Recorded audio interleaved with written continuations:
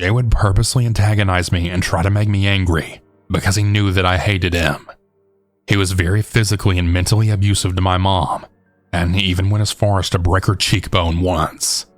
She wouldn't go to the hospital for this injury because he wouldn't allow her to, due to his inability to get any more strikes for physical violence, or else he'd go back to prison.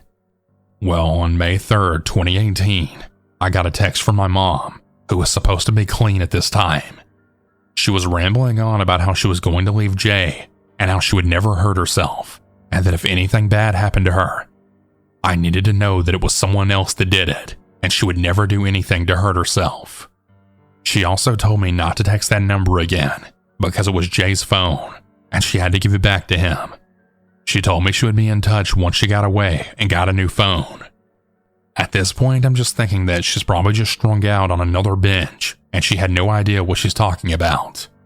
Now, as a child of a drug-addicting mother, I'm really used to different numbers for each call or text, as well as the occasional disappearance for months at a time. But on May 8th, 2018, I found myself sitting in the kitchen having lunch with my roommate when my phone rings, only to see Jay's name appear on my screen. I didn't know what I was expecting, but I immediately felt sick because I really hated him and I didn't care to hear his voice, but something had pushed me to answer. When I did answer, I heard this fake-ass pathetic sad voice over the phone telling me my mother's dead now and that it was an overdose. I fell to the floor, crying and screaming. Another thing I want to add, as a child of a drug-addicted parent, it feels like you're always waiting for that call, but when you finally do get it, it hurts way more than you ever could have imagined. As time goes on, I'm contacted by an investigator who I didn't share any information with, as months after my mom's death, I found out I was pregnant. It wasn't just me anymore. I also had my new baby to think about, and the Hells Angels aren't anyone you want to mess with.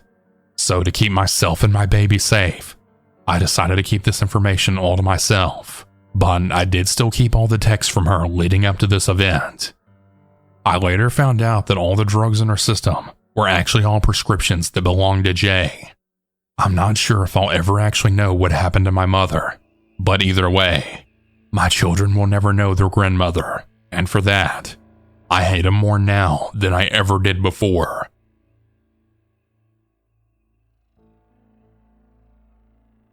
The story happened in 2018. It was 4:30 p.m. on a sunny Friday afternoon. I was going to the city that night to hang out with friends, as I occasionally did. My dad dropped me off at the train station, and I walked towards the platform.